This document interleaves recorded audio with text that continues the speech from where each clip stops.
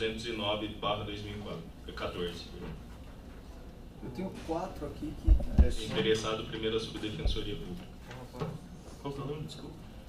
209 de 2014.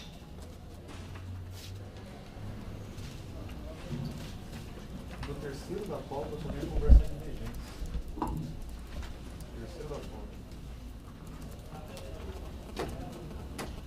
Isso é complicado. É simplesinho. Tá. É Jaú lá. Então, É só pra ouvir, né? É só pra ouvir, ficou faltando um Tá. Não é da distribuição de Não. fixação de atribuições? Não, é um que muda a atribuição de 2 unidades, sei lá. Mas não é o 355, então? 355. Ah, Na verdade é uma... Ah, eu achei que fosse O grandão não é. é? Qual? 219, Que ano? 2014. Eu tenho 5 aqui também que perdi o objeto. O bom pauta longa que vai perdendo tudo objeto. Você tem algum, Pedro? Senhor presidente, o 12/2014, sozinho ocupa 2 páginas do Diário Oficial. Aí, eu realmente poderia até adiar a questão, porque eu nem recebi os autos. Mas, se permite, podemos votar neste caso. O meu voto eu faço verbal, porque é permitido agora, eu não sou o relator, né? E também dá para encerrar hoje. Eu não Que daí vou... é a questão de ordem, para a gente poder avançar nos concursos de promoção. Sim, Né? por conta disso que eu ia falar, que se quiser a gente pode colocar. Mas vamos só esses aqui e a gente volta para esse.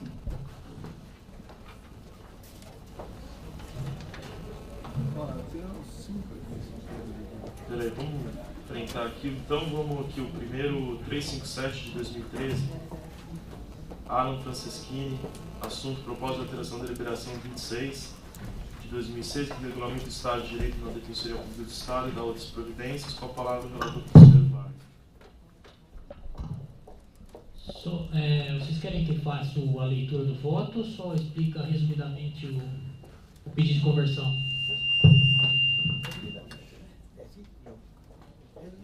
Resumidamente, né? Se todo mundo concordar, pode ser? Que foi feito um pedido de alteração do valor da bolsa para R$1.000 e o aumento também do percentual atribuído ao auxílio transporte de 7,27% para 13% do valor da bolsa. Aduzindo basicamente que o último ajuste foi há 2 anos atrás, em fevereiro de 2012. Eu fiz o pedido de conversão de diligência para poder fazer um estudo do impacto orçamentário e financeiro, porque é necessário esse estudo para poder aprovar qualquer tipo de aumento de despesa. E além do estudo com relação ao pedido, eu pedi também que fosse feito um estudo, o mesmo estudo que também considerasse basicamente o valor de reajuste da inflação, que o salário mínimo foi reajustado em 2013 9% e em 2014 6,78%, e os índices inflacionários basicamente foram 6% em 2012 e 7% em 2013. Então eu pedi também para que esse estudo fosse feito na base de 15%. O pedido inicial geraria um aumento na base de 40%, somando os dois. E eu pedi para fazer o estudo com base apenas em 15% para depois a gente enfrentar o mérito da questão. O pedido inicial acarretaria um reajuste de 40% do que é pago hoje para os estagiários, tanto a título de bolsa quanto ao auxílio transporte. E o pedido que eu fiz, e a manifestação que eu fiz nesse segundo estudo, seria que daria um impacto de 15%. São 2 estudos.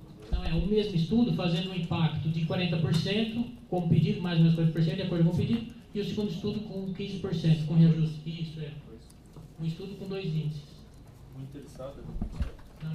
Não, é o estagiário Alan Franceschini, e ele apresentou aqui também procurações de 38 outros estagiários para poder acompanhar esse pedido. Então, nos termos do voto do relator, pela conversão em diligência, embora mantém-se como está, aprovado por unanimidade a conversão em diligência.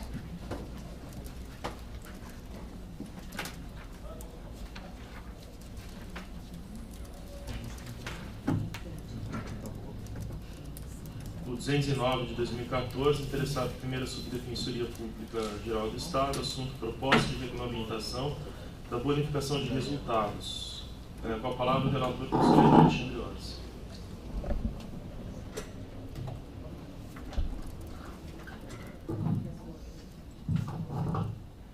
Trata-se, excelentíssimo presidente, excelentíssimos conselheiros, trata-se de proposta encetada pela primeira subdefensoria para a regulamentação da bonificação de resultados para os servidores da Defensoria Pública do Estado, instituída pela Lei Complementar Estadual 12.1219 de 2013. Foram apresentadas 3 minutas de atos normativos regulamentadores, cópia do ato DPG de 18 de dezembro de 2013, que constituiu o grupo de trabalho tendente a regulamentar a bonificação de resultados, o relatório apresentado por referida comissão e os documentos que instruíram o processo de elaboração da presente proposta. Resumo sucinto dos autos.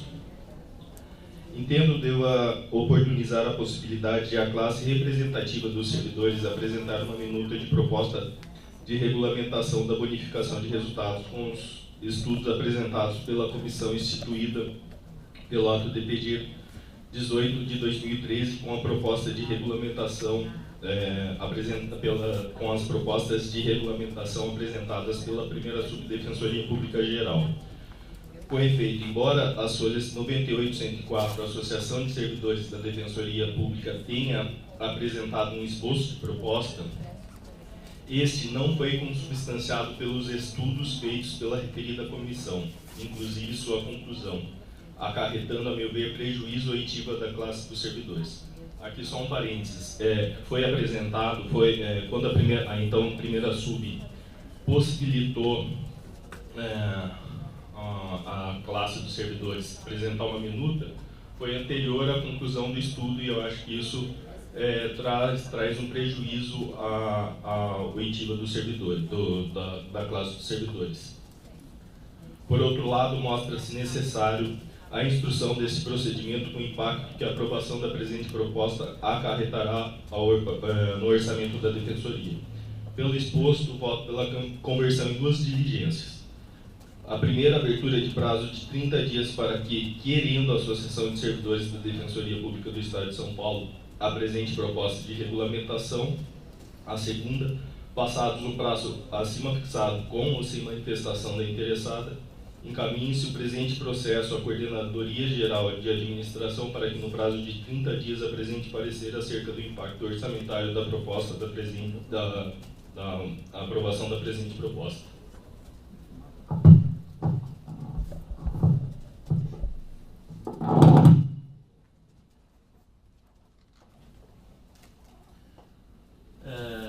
Só sobre a atual primeira subdefensoria, ela está aperfeiçoando até essa proposta em diálogo permanente com a associação dos servidores. Talvez eu acho que a gente poderia converter a primeira diligência, 30 dias para eles se manifestarem, e depois remeter, em vez de dar CGA, para a primeira sub, porque eu acho que eles já estão... Pode ser. Pode ser? A única coisa que acho que vai ser necessário posteriormente um parecer da CGA também acerca do impacto. Que daí a primeira sub internamente já vai pedir para a CGA. Ok, sem problema. Pode ser? Pode ser. Então, nos termos do voto do relator, quem concorda mantém-se como está. Aprovado por unanimidade, conversão em diligência. Pode repetir 30 dias para...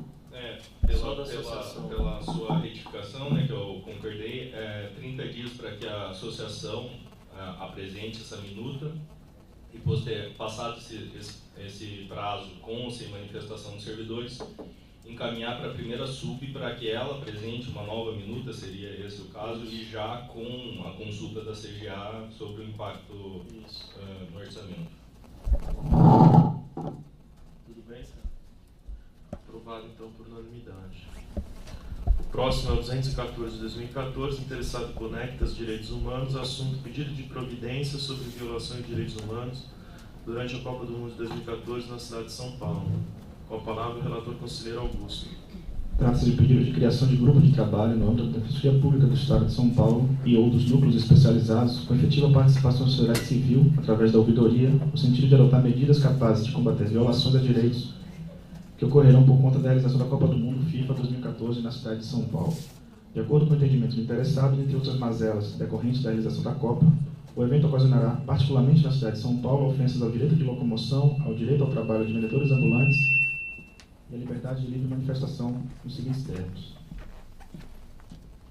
No tocante ao direito de locomoção, o interessado afirma que a Lei Geral da Copa e o acordo padrão firmado entre a entidade organizadora do evento e as cidades-sede brasileiras, entre elas São Paulo, permite a criação de áreas de restrição comercial, também denominadas zonas de exclusão, dentro de um raio de 2 km no entorno dos locais oficiais de competição, a exemplo do local dos jogos e centro de treinamento. Essas zonas acabam por restringir, no entender do postulante, a liberdade de ir e vir de moradores e pessoas que comumente circulam por aquelas regiões. Destarte, o interessado pede que a Defensoria Pública divulgue plano de atuação estratégica que previna a violação ao direito de locomoção por conta da criação dessas áreas de restrição. Em relação ao direito do trabalho, o interessado transcreve os tipos penais criados pela Lei Geral da Copa, em seus artigos 30 a 33, que prevêem sanções penais em caso de utilização indevida de símbolos oficiais de titularidade da FIFA, assim como divulgação ou comercialização de marcas, produtos e serviços daquela associação, sem sua devida autorização. Dessa maneira, considera que a legislação em questão busca proteger a organizadora do evento em detrimento de diversos vendedores ambulantes, cuja renda mensal gira em torno de um salário mínimo e que formam parte do setor vulnerável da sociedade brasileira, especialmente a paulistana. Por fim, no que diz respeito ao direito à livre manifestação, o interessado observa o histórico de manifestações que tiveram lugar na capital paulista desde meados de 2013 e a repressão violenta dos setores da segurança pública. Observou, ademais, a criação do Centro de Pronto Atendimento Judiciário em Plantão, CEPRAJUD, pelo Tribunal de Justiça do Estado de São Paulo, através da portaria número 8851 de 2013, que tem por finalidade apreciar comunicações de prisões em flagrante e medidas cautelares processuais penais relacionadas a grandes manifestações na capital, já que se encontra em funcionamento desde o dia 21 de março de 2014. Diante disso, de modo a impedir violações ao direito de livre manifestação e impedir prisões arbitrárias relacionadas ao evento de futebol, especialmente nas regiões de restrição comercial, insistiu na participação da Defensoria Pública nessa temática. Há que se mencionar, por fim, que o pedido encaminhado a este Conselho também foi remetido à Defensoria Pública Geral e aos núcleos especializados de Cidadania e Direitos Humanos, de Situação Carcerária e de Habitação e Urbanismo, com cópia para a Ouvidoria Geral da Defensoria Pública. É o breve relatório. O processo deve ser extinto pelas seguintes razões. Em primeiro lugar, entendo que o pedido interessado se refere a ato de gestão e direção da Defensoria Pública Geral e de atuação dos núcleos especializados, escapando às atribuições do Conselho Superior definidas no artigo 31 da Lei Complementar 988 de 2006 e no artigo 12 do Regimento Interno. De qualquer maneira, a fim de responder ao pedido, cabe observar que o processo perdeu seu objeto, se não vejamos. A Copa do Mundo de 2014 terminou no último dia 13 de julho. Todavia, mais do que isso, o pedido interessado foi atendido integralmente pela Defensoria Pública antes mesmo da realização do evento. Com efeito, como se pode ver pelo relato exposto acima, o interessado pretende que a Defensoria Pública do Estado organize um grupo de trabalho que seja capaz de combater violações a direitos durante a Copa de 2014, especialmente aqueles relativos à livre circulação de pessoas nas regiões de restrição comercial, a proteção dos vendedores ambulantes que eventualmente entrem em conflito com o poder público ou a entidade organizadora do evento e seus patrocinadores, no tocante à comercialização, venda e divulgação de seus produtos, marcas e serviços, e a livre manifestação. Todavia, por intermédio do ato do Defensor Público Geral do Estado, de 5 de junho de 2014, foi regulamentar a participação da Defensoria Pública no período da realização da Copa do Mundo de 2014, tendo se instituído a Comissão Especial e Transitória para a Copa, no âmbito desta instituição. A referida comissão foi composta, conforme o artigo 3º do ato, pela primeira subdefensoria, a Coordenadoria de Comunicação Social e Assessoria de Imprensa, os núcleos especializados de Cidadania, Direitos Humanos, de Situação Carcerária, de Habitação e Urbanismo e de Infância e Juventude e a Ouvidoria Geral, além de contar com o apoio de 12 defensores públicos a quem coube atuar em regime de plantão. Evidencia-se inicialmente, em relação à organização, que o ato atende ao pleito do interessado porque a comissão está formada por setores diversos da instituição, incluindo núcleos especializados afetos à matéria, além da sociedade civil, através da Ouvidoria Geral. Ao lado disso, verifica-se com fundamento no artigo 5º que a comissão tem atuação transitória prevista entre os dias 12 de junho de 2014, início do evento, e 13 de agosto de 2014, um mês após o término do torneio, que será em 13 de julho de 2014, caso foi. Em termos temporais, portanto, o regulamento atende aos anseios do interessado, pois a comissão exercerá suas atividades durante todo o período da Copa do Mundo e irá um mês além do fim desta, de modo a dar continuidade às demandas que eventualmente surgirem. Em relação aos temas abordados ao longo da petição, observa-se que, substancialmente, o ato em questão também atende ao requerido, se não vejamos. O artigo 4º dispõe que compete à comissão estruturar as atividades específicas da Defensoria Pública durante o evento, estabelecer contato institucional com órgãos e autoridades públicas, bem como com entidades da sociedade civil e movimentos sociais, expedir recomendações e orientações aos órgãos públicos sobre atribuições afetas à Defensoria Pública, realizar representação institucional em comissões ou reuniões que ocorrerem em razão do evento, organizar plantões e coordenar a atuação de defensores públicos inscritos no termo do artigo 5º, acompanhar e monitorar as prisões em flagrante e as ocorrências registradas no âmbito das manifestações populares e de outras atividades relacionadas à Copa, especialmente as que decorrerem da atuação do Seprajude, criado pela portaria do Tribunal de Justiça do Estado. Planejar a atuação da Defensoria na área de restrição comercial. Decidir se os fatos trazidos a seu conhecimento em virtude das intercorrências da Copa exigirão a atuação da Defensoria Pública. Elaborar material informativo contendo orientações sobre o livre exercício do direito de manifestação e o papel da Defensoria na defesa dos direitos humanos. Registrar e compilar todas as informações pertinentes à atuação da Comissão Especial. Apresentar relatório final. Nessa toada, o ato estabelece que a Comissão deverá planejar a atuação da Defensoria nas áreas de restrição comercial definidas pela Prefeitura, nos termos acordados com a FIFA e decidir sobre a eventual necessidade de sua intervenção. Diante disso, violações a direitos de locomoção de moradores e outras pessoas que vierem a ocorrer poderão ser combatidas, caso se enquadre dentre as atribuições institucionais. Essa competência da Comissão acaba por abranger demais vendedores ambulantes e outros pequenos comerciantes, que eventualmente sejam prejudicados por ações estatais ou de representantes da associação organizadora nas regiões de restrição. Observe-se ainda que se alguma pessoa for indiciada ou processada criminalmente por incidir naqueles crimes, ela poderá ser devidamente representada por membros da Defensoria Pública que já atuam perante os juízes criminais da capital, ou mesmo por representantes da comissão ou aqueles designados para trabalhar em sistema de plantão. Note-se, portanto, que as competências da comissão alcançam as temáticas relativas ao direito de locomoção nas áreas de restrição comercial e à proteção de vendedores ambulantes, e até pequenos comerciantes, que possam eventualmente ser prejudicados.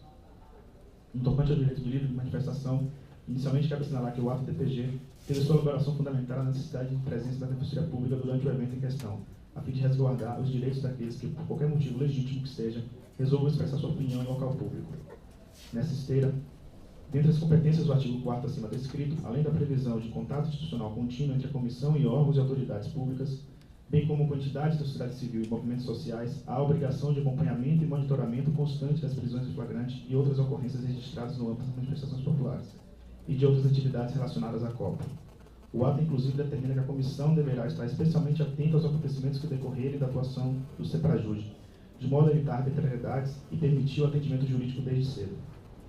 Importa destacar, ademais, que no sítio eletrônico da Defensoria Pública do Estado existe espaço próprio e visível sobre a atuação desta instituição durante a Copa do Mundo. Foi elaborado e distribuído o folder que fornece todos os dados necessários à conscientização sobre direitos de manifestação e indica os locais de atendimento, e as atribuições definidas no ato têm sido realizadas pelos órgãos competentes, incluindo a divulgação do relatório na data de ontem. Por fim, a Defensoria Pública também escalou defensores públicos para atuar no Juizado Especial do Torcedor e no Juizado da Infância e Juventude no interior da Arena Corinthians, para atendimento das ocorrências dentro do estádio e no perímetro de segurança. O pedido interessado, portanto, relativo à criação de um grupo de trabalho que contemple núcleos especializados da sociedade civil e que busque combater violações ao direito de locomoção e de livre manifestação, além de resguardar direitos de vendedores ambulantes e pequenos comerciantes que, porventura, tenham um conflito com a FIFA, seus parceiros ou o poder público, já foi contemplado pela comissão criada pelo ato DPG de 5 de junho de 2014, motivo pelo qual voto pela extinção do processo por perda de objeto.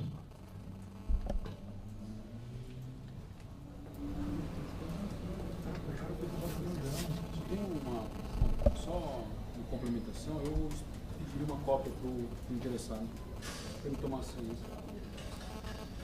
Ah, tá. Se ficar perdido. Posso encaminhar para a votação? Nos termos do voto do relator, aprovado por unanimidade a extinção por perda de objeto com a remessa de uma cópia para o interessado, que é o Conectas, né?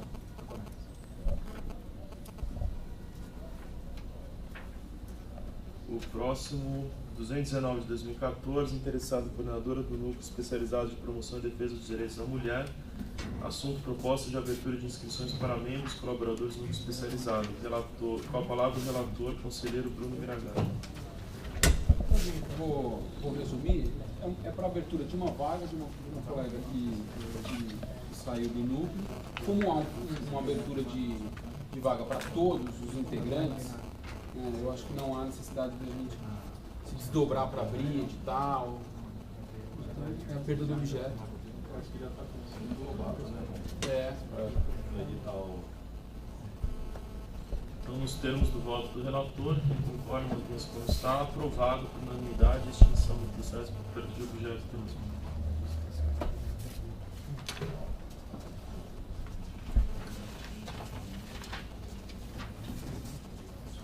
O 355 de 2012, interessado terceira Subdefensoria Pública Geral, assunto proposta de alteração de deliberação CSDT 143 de 2009, com a palavra o conselheiro relator Horácio Xavier Cantão.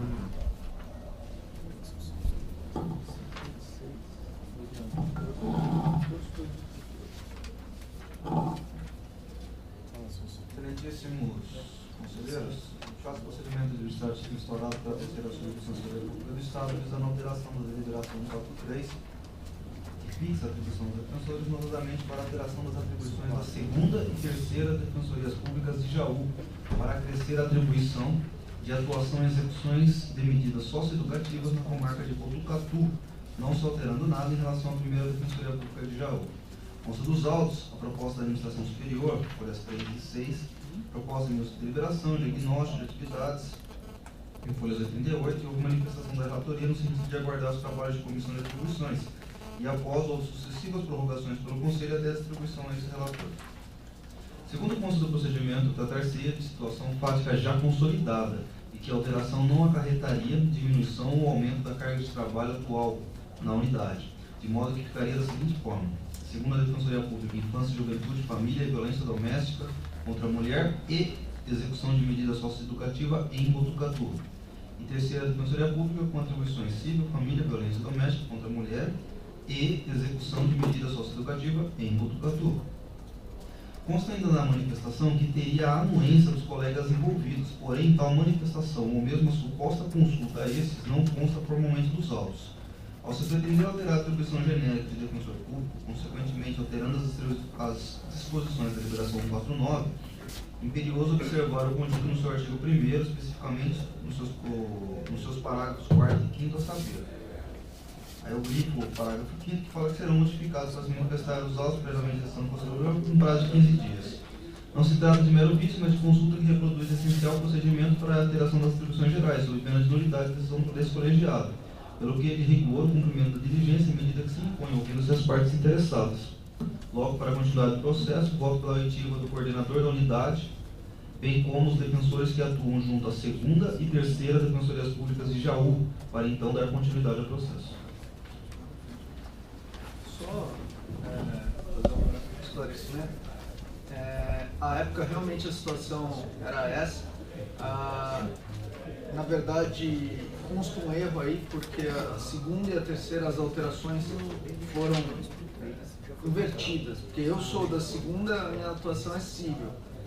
O Fernando é da terceira, a atuação dele Família, não, é infância. E, além disso, houve uma alteração vinda de um acordo que o juiz da infância de Botucatu fez, então eu considero relevante a manifestação. Os colegas se manifestam e já fazem adequações. Então, nos termos do voto do relator, quem concorda, movimentos como está. Aprovado. O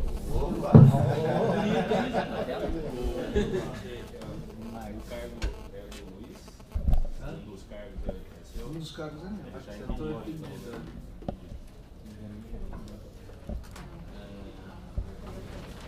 Então, impedido o conselheiro Luiz Gustavo, aprovado por unanimidade a conversão de diligência.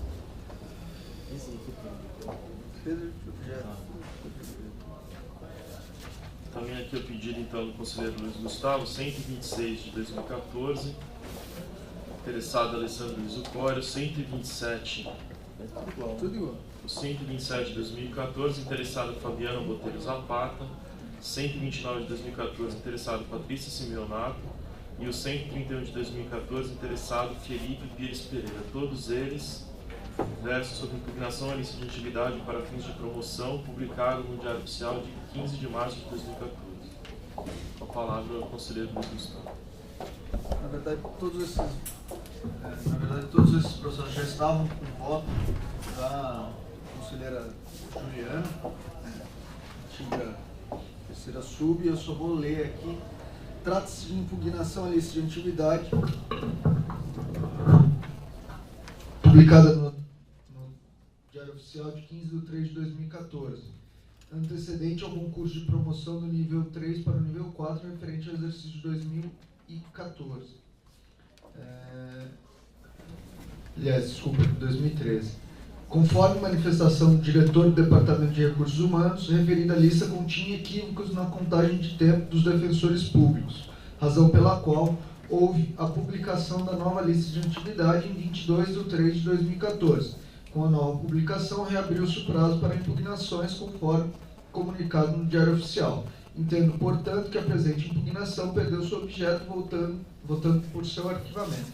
Só para explicar, o que aconteceu foi o seguinte: houve a primeira publicação, tivemos as impugnações, em seguida o DRH constatou, ele próprio, de ofício, que realmente ocorreram uma série de equívocos naquela lista de antiguidade publicada e republicou a lista e reabriu o prazo para novas inscrições. Nessa republicação, ele já corrigiu os problemas, e tanto que os colegas não voltaram a impugnar a nova lista. Então, por isso, dá perda de objeto de todos esses casos.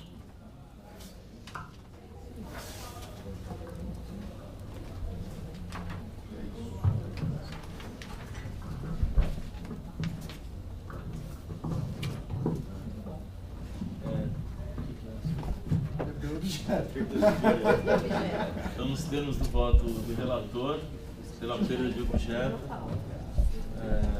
quem concorda, uma vez que não está aprovado por unanimidade.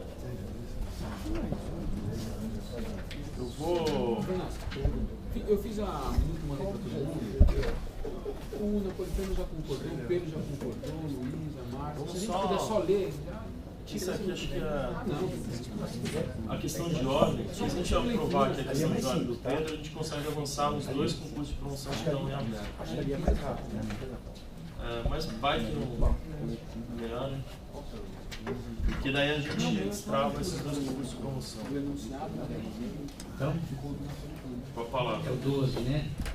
É o 12 de 2014. Eu acredito que também com reflexos no centro do Rafael Bessa, 120. Tem mais um aí, né? 122. Então, na verdade, como o regimento até permite, né, eu pedi vista e posso agora oferecer meu voto de forma verbal, a não ser que tenha que ser outra questão aí, né, eventualmente levado aos autos, aí eu teria que redigir. Em princípio, a questão é a seguinte. O microfone não acabou. A questão é a seguinte: eu pedi vista porque assim que houve o ajuizamento de uma ação relacionada ao concurso da promoção do nível 2, né, 2/3, eu não fazia parte do conselho, né, mas eu fiz um estudo prolongado, enorme, né, em que, aliás, eu consegui abordar 3 ou 24 defensorias aí dos estados, 23 estados e mais a da União, para ver em cada um dos estados como é que a questão era abordada. Tenho esse trabalho praticamente pronto, fiz um voto medonho, que para ler fica meio mês aí para ler, enfim. Mas eu estava de início com aquela questão na minha cabeça, ou seja, e não tínhamos ainda nada da emenda, né? Se fôssemos na esteira até da liminar, que à época foi concedida e depois revogada, né? Cassada, não sei bem, foi, acho que ele próprio voltou atrás, né? O próprio juiz, acho.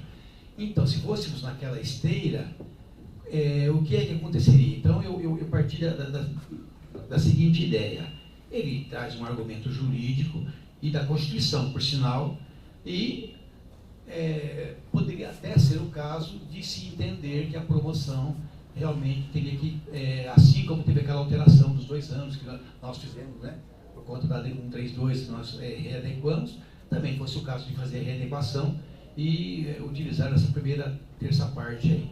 Ou seja, já era criar uma nova modalidade de antiguidade, quer dizer, na verdade, incrementar ainda mais a antiguidade. E se fosse feito assim, eu caminhava para uma ideia, mas eu não concluí isso, no sentido, então, de que caberia aí à administração, de uma forma mais simplista que eu entendia, simplesmente anular o edital. não estava julgado, o Conselho tinha deliberado a promoção, mas não foi finalizado ainda, anular o edital, refazer o edital, colocando o tal critério constitucional, a época legal da lei federal, né? E pronto, que a partir daí, nem garanto que o colega fosse ou não fosse promovido, mas aí o critério seria legal. Mas também eu encaminhei os meus estudos para outra questão, e falando da conveniência, e aí eu caminhei para o lado do que diz a conselheira Fabiana nesse voto que é utilizado agora pelo conselheiro Luiz Gustavo. Ou seja, a sustentação jurídica para que a Defensoria ainda, nos termos da sua lei orgânica, não é? Ela se distancie da lei federal, que é posterior, complementar, das normas gerais, com clareza, inclusive. E eu concluí que essa postura ela é mais conveniente. Em termos jurídicos, havia uma certa discussão se ela estaria ou não correta. Essa realmente, ou seja, daria para se entender a qualquer das conclusões, mas com fundamentação jurídica adequada. E veio, portanto, aqui a Lume, aqui agora, por conta de 2 processos em andamento, ambos anteriores aqui à alteração, não, anteriores à Constituição, né, ao caso que ele alega na ação judicial, não, porque era a Lei 132, né. Mas já com o edital pronto, já aqui para votação.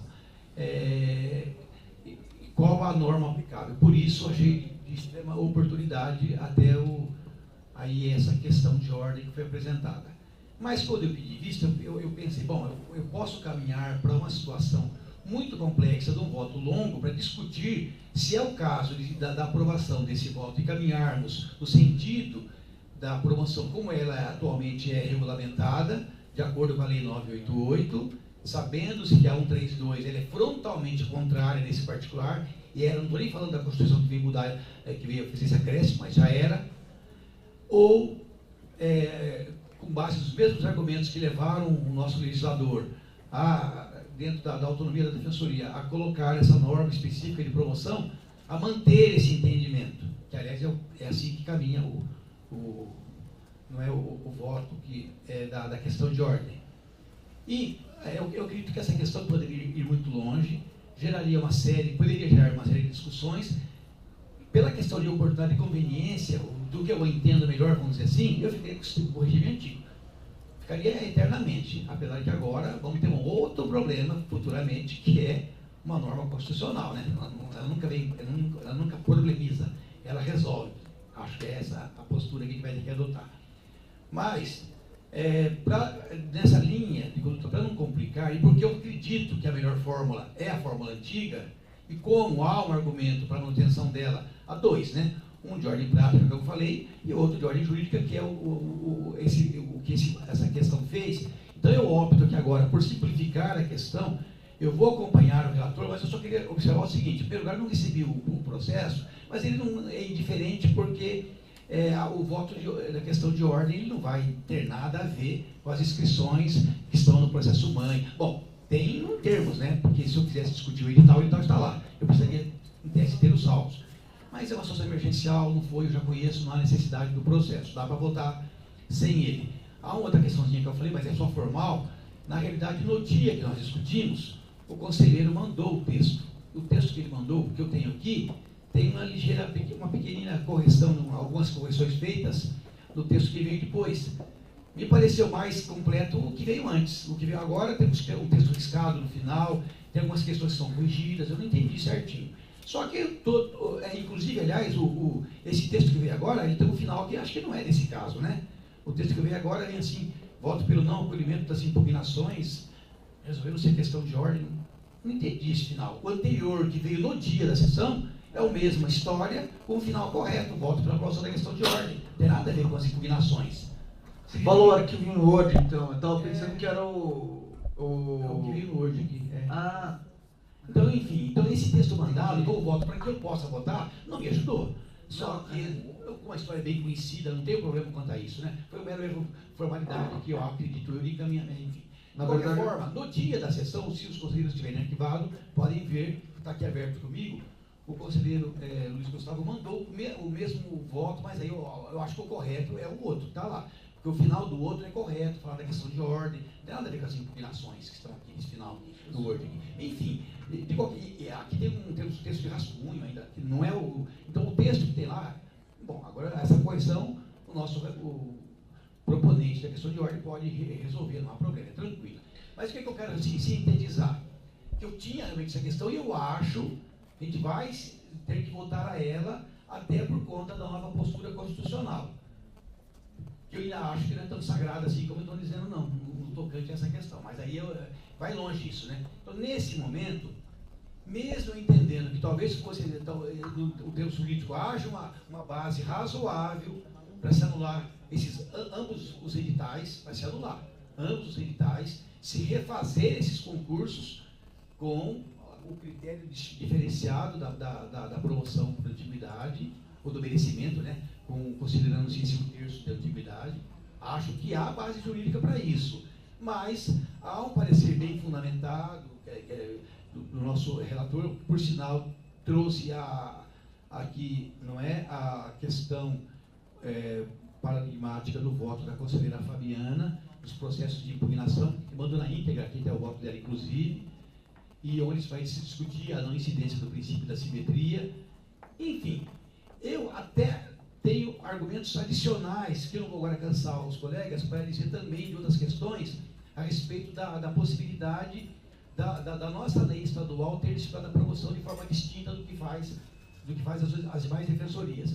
O que eu tinha de ruim nessa argumentação é que a nossa seria a única do país, mas de bom tem que ela pode. Não dá para argumentar, eu tenho argumentos adicionais. Mas temos que resolver isso logo que está atrasado, então eu não vou complicar aqui, como é um voto vista, e como eu vou acompanhar, mas se necessário eu posso trazer depois meus argumentos para a discussão futura. Eles vão acabar sendo abordados mais dia, menos dia. Mas nesse momento, então, feita essa explanação toda, a ideia é aprovarmos, portanto, aí, vou acompanhar, né? Mas aí, talvez, revendo-se essa redação aí, né? Aprovar-se essa questão de ordem no sentido de que, nesses dois certames, se apliquem os critérios que estão na nossa deliberação, oriundos da Lei 988.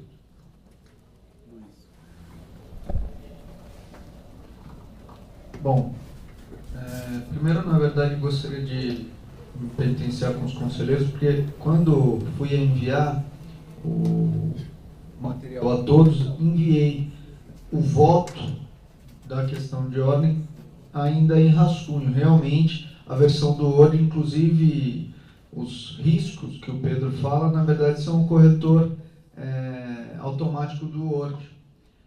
Eu mesmo corrigi o voto depois, ao longo da sessão, e retirei isso quando apresentei.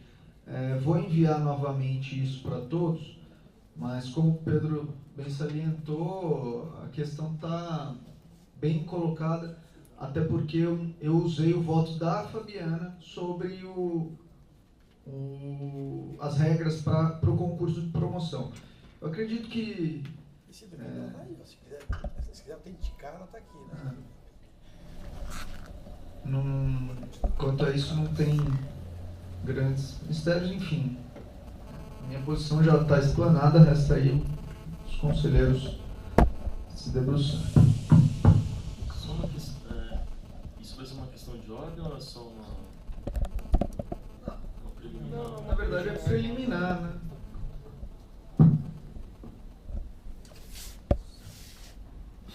Mas tem um dispositivo só para constar em porque se ela fosse diferente, ia ter que refazer tudo isso, né? Então, em termos, ou seja, como se fosse um caso de conhecimento. O conselho é uma questão de ordem mesmo. É uma questão de ordem mesmo. O conselho aprova que ambos os processos tenham continuidade na forma da legislação em vigor, da nossa deliberação 2 em vigor, né? Tá certo? Enfim. Ele tem aqui no voto dele, só para a gente ter um dispositivo, assim, só para ficar constando em água. Vou encaminhar todos novamente, só um minuto.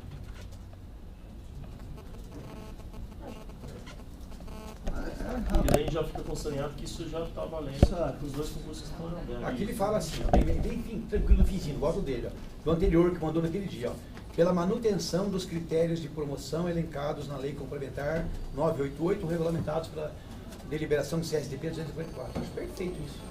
Esse final termo é perfeito. É isso mesmo. Uma questão de ordem, por quê? Porque agora surgiu aquela dúvida, né? Frente ao feito judicial em andamento, né? O que a gente pode fazer em relação ao processo tal e tal, Os dois aqui, aí a gente coloca essa... Aí depois eu acho que tem que aplicar a regra vai mandar da para todos, só para todos lerem. Aí tem como fugir. Aí já nos próximos editais já faz. Então, não tem como.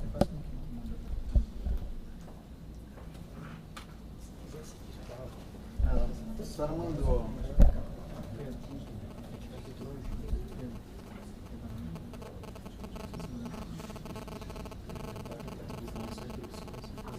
Sabe? Aí fica constando que foi aprovado pela unanimidade, tá? Isso vai constar na ata. Em relação aos processos 012/2014 e o 122/2014, tá? O 02/2014 é o concurso de promoção do nível 1 para o 2, relativo ao ano de 2014, e o 122 de 2014, concurso de promoção 3 para o 4, relativo ao ano de 2013. É isso, né? Aí, em relação a esses dois processos, eu vou te ditar aqui para constar em. Nas linhas dos precedentes do egrégio colegiado, pela manutenção dos critérios de promoção elencados na Lei Complementar Estadual 988 e regulamentados pela deliberação CSDP número 244.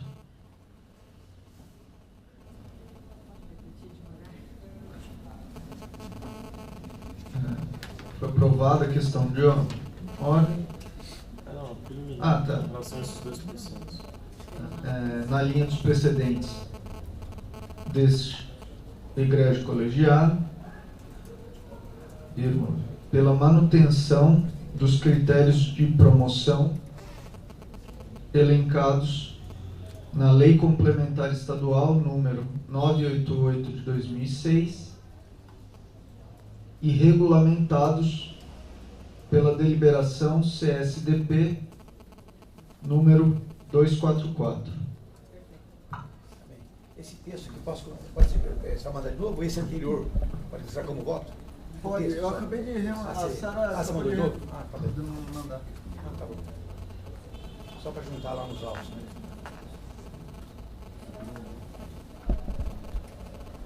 Bruno, você quer encaminhar aquele inicial? Só fazer a leitura, né? Porque a maioria dos colegas respondeu estar de acordo com vocês ali. Eu não sabendo, não. Tá bom, então vamos lá. Eu fiz uma minuta de enunciado, mandei para os colegas, a grande maioria já respondeu que está de acordo, eu vou fazer a leitura então. Os pedidos para afastamento de cursos, congressos ou certames científicos de interesse da instituição que não atendam aos requisitos da deliberação 27 de 2007, 183 de 2010 do Conselho Superior da Defensoria Pública serão indeferidos de plano, sendo vedada a conversão dos pedidos de diligências para a complementação dos documentos exigidos, ressalvadas peculiaridades identificadas no caso concreto. Agora, será que aí dá a entender aquela diferenciação que o Alexandre Orsi colocou? De que o conselho relator, se ele quiser fazer, ele pode fazer diligência, né? Porque esse de plano significa no dia da votação. Eu acho que é dia da votação. Não, dia da votação. Se o juiz quiser ir perguntar pro réu lá na casa dele se é aprovado, pode, né? Mas pra quê, né? Enfim. Eu acho que dá, eu acho que dá. Ninguém vai falar que o conselheiro cometeu uma ilegalidade se ele suprir. Se ele quiser, pode. Chegar atrasado vai fazer o que o conselheiro? Eu acho que todos concordam que o relator pode. A gente nem aconselha, Ele porque pessoalmente buscar essa é educar mal, né? Não, Se o relator perguntar, a pessoa vai falar, mas você está indo contra o enunciado. Não, mas olha só, na verdade, a gente tem que ter a... Mas a gente tem que ter a consciência que o enunciado é uma diretriz para os conselheiros, né? Claro. É uma diretriz para os Gostava mais da relação conselheiros. anterior lá, mas tá ótimo assim. Porque na verdade, se for conveniente, ué. Né? Deixa eu falar uma coisa. Agora, tem um problema, né? Que é o tratamento entre os colegas e servidores. O tratamento entre colegas e servidores deve ter uma certa igualdade. Essa é a minha preocupação, né? Então, se um conselheiro falar, não, eu vou fazer porque não me custa nada. Aí o outro, não, eu acho que não é o caso, tá? Pode dar margem aí a subjetivismos.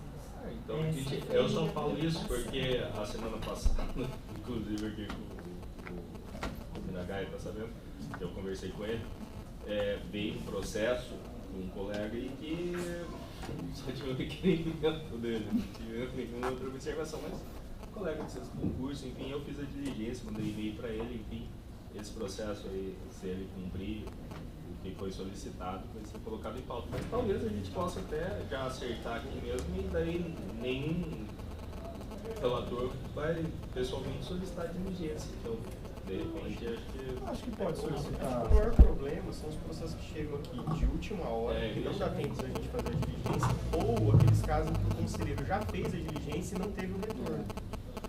No dia da votação.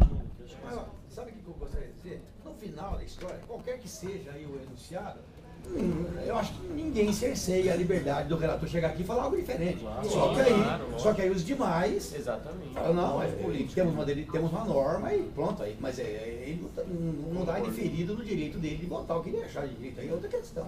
Mas pelo menos temos uma regra. Não, e o que a Márcia falou, eu acho que dá para o conselheiro não relator cobrar uma coerência, né, do conselheiro que está votando diferente para defensor, para servidor. Eu acho que o que é importante, assim, eu particularmente tenho a prática de fazer as diligências sem trazer ao conselho, eu faço na semana. Mas como o Besso falou, às vezes chega em cima da hora, nós não temos a obrigação de converter o processo de diligência, trancar a pauta para a semana seguinte. Então, está claro, como diretriz para os conselheiros e para a carreira, que nós temos total autonomia para indeferir de plano pedidos que não estão instruídos. Eu só faço aqui uma observação. Particularmente, eu não gosto muito dessa última parte, como ficou agora na nova redação, ressalvadas as peculiaridades identificadas no caso concreto. Porque isso dá margem justamente para deixar a situação um pouco subjetiva, ou pelo menos parecer dessa forma.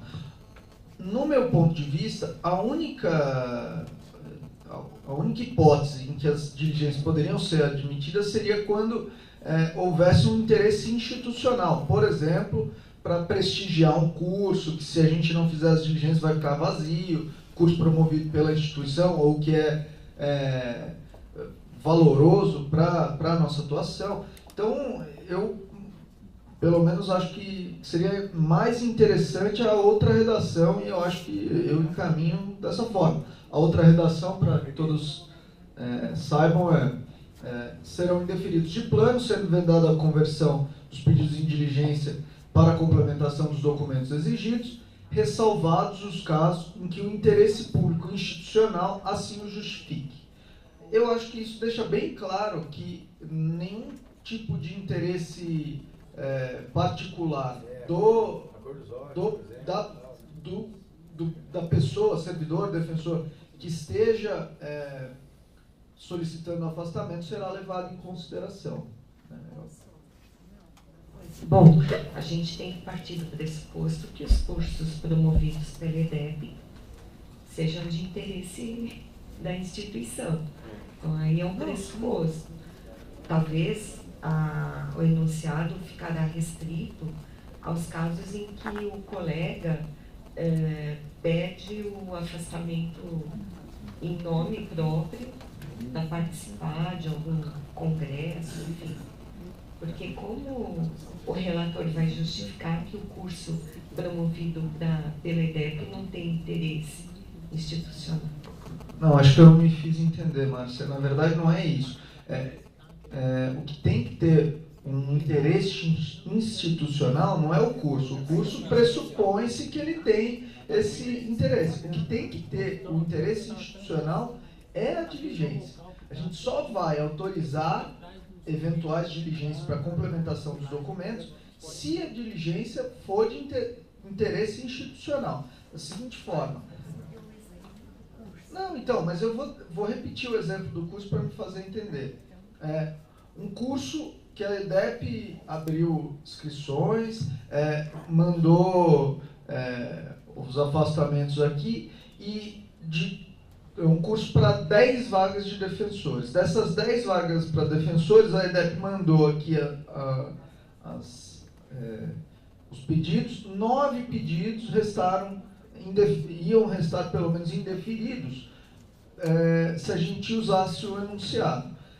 Nesse caso, e detalhe, não haveria tempo para outros inscritos. Nesse caso, pode ser que o Conselho considere, não, aqui é necessário fazer a diligência, porque senão o curso que é bom vai ficar esvaziado. Diferente seria se apenas um colega tivesse esse problema, porque aí a gente fala, não, esse colega não vai, a gente, em vez de mandar 10, vai mandar só 9, mas o interesse institucional está preservado. Foi essa a minha observação.